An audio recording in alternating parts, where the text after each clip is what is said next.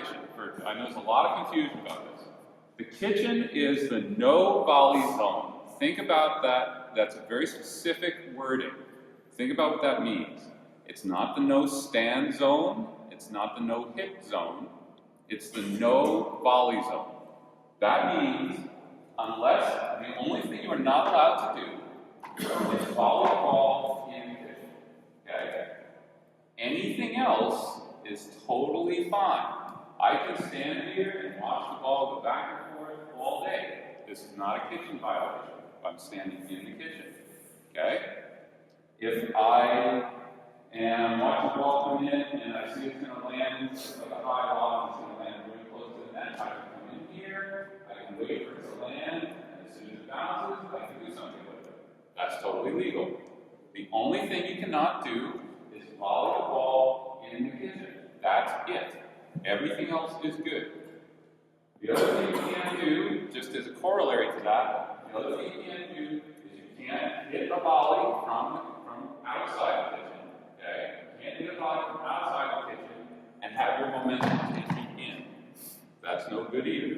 Okay? That's a violation. Some unusual violations that you don't see that you should be aware of. If you're volleying at the net and you hit something in the course of volleying it, you hit the kitchen, that's a kitchen violation. Even if you volleyed it while you weren't touching. Okay? You're able to reach out. This is all legal as long as your feet are behind the line. Another thing you can do is cross the kitchen. The kitchen doesn't go all the way out. It's just this rectangle. So if I'm here, you see a lot of times, I'll sometimes do this in tournaments. So I'm in a thinking battle with somebody, and I'm kind of lulling them to sleep a little bit, and we're kind of going back and forth. You can jump across and do this as long as you're outside the kitchen. That's totally legal. Okay?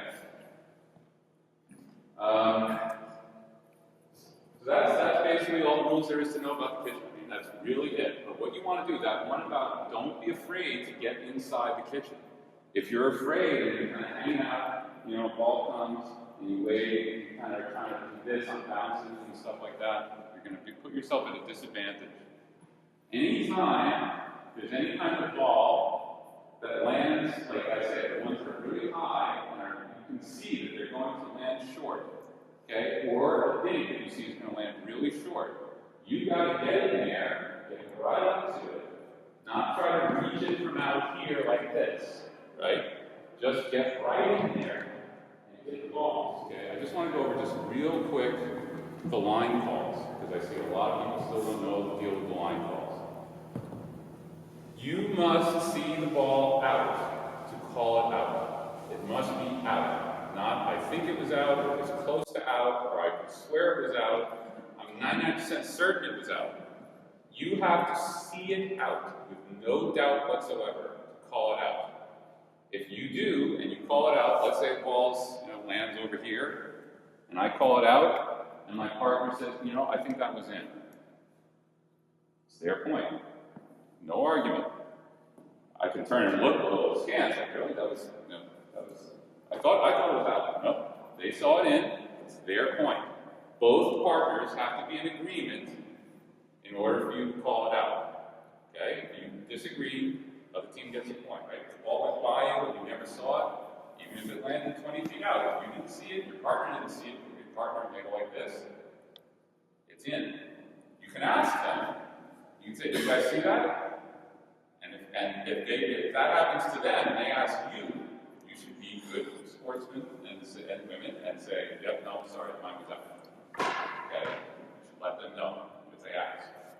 Okay? But other than that, if you don't see it, it's in.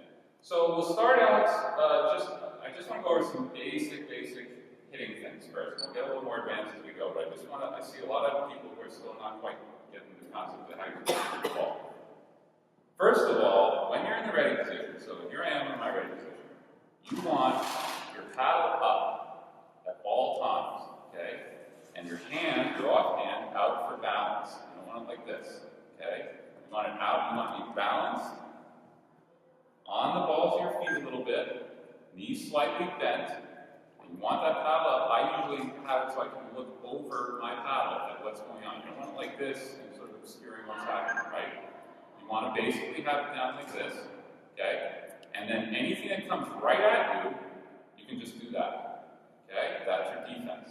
It's just a quick like this, not this, not this. It's just a quick like that. The only time you really want to do a forehand out of your ready position is if there's something off the side of your right leg, okay? Anything like this, over here. Anything else from about here all the way across is a backhand, okay? So you're ready like this, like this, like this, okay? So you want that up. The other thing is, when you're hitting, you want to make contact out front, out in front of you. I see a lot of people hitting, they're kind of like this, or here, right? If I sort of stand facing this way, along this line, and I stick my hands out at about a 45-degree angle on either side, this is the ideal zone at the end where my hands are. That's where I want to hit the ball, out in front of me. And why? Because that's where I can see it, right? We always want to watch the ball right onto the paddle, right? So if I'm hitting out here, I can watch the ball incoming, and I'm making contact, and I'm watching it right onto my paddle. And when I'm hitting it at the moment of contact, I'm looking here, and I'm looking over there. Other things with hitting. You want to always be stepping smoothly into your shots, okay? See a lot of people doing this, and off-balance shots, right? You want to be under control, so even if I'm running somewhere, right, I want to be under control with my weight on top of my feet, not leaned over, and I want to step smoothly into a shot, not backwards, if you can help it, okay? So if I see a ball coming down this black line, I'm ready for it, it's going to bounce, I'm going to turn a little bit, and step smoothly into the shot. You don't want to jerk, right? I see a lot of people with jerky shots, right? They just kind of go like that. That's not how you want to do it. Smooth shots. Okay? The reason is, generally, you want to keep the ball soft and low. So the basics of the pickleball point are, first step, serve, right? Got to start the point with the serve. What's the next shot? Return. Deep return, not just a return, a deep return. What's the next shot? Third shot drop. Third shot drop. What's the next shot? Dink. Right. Assuming the third shot drop was successful. If it wasn't, you're probably going to have a smash coming at you. What do you do in returns? Hit it deep. How deep?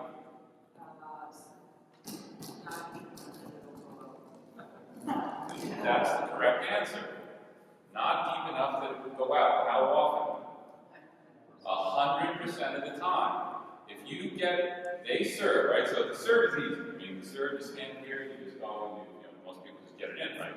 Ideally, they should be getting it 100% of the time, right? So serve is going to come to you. What if you are receiving and you hit a return that's out? What are your percentage chances of winning that point? 0. How much effort did they have to put into winning that point? 0. Hardly anything. They got the serve in. That's all they did. You didn't make them hit the hardest shot in the game, which is a third shot drop. You have to make them hit that shot. That's the shot that a lot of teams will screw up. So if you are getting about 90% of your returns in, and they're landing around here, and 10% of them are landing out here, it's time to dial it back. You want to aim for somewhere here then, right? So that your long ones end up here. Okay? Dave, what's the issue doing the return and doing it short, so to say, it's just off the kitchen? Okay, so ideally, in every point, you want to get to net. You want to get to the kitchen line. Okay? If you are real short, all you're doing is bringing them right up to the line and making your job easier. You want to try to keep them back and have them back up. If you can get something that bounces here, they have to hit something back here. First of all, the third shot drop is a longer shot. If I have to hit a third shot drop from here, that's not too hard. Okay? But I'll tell you this, Making them hit a third shot drop from here is better than what? Hitting it out. If you're short, you're short. You just can't be long. You absolutely cannot be long. If you miss 2 returns in a game, you're giving them a quarter of their points for free. Freebies. Right? You don't want to give the other team any freebies. Not on the serve, not on the return. Okay? No freebies. You want to make them earn every point. If they win the point on a good shot, can't do anything about it. On the returns, I see a lot of people hit it real hard. You don't want to hit it real hard.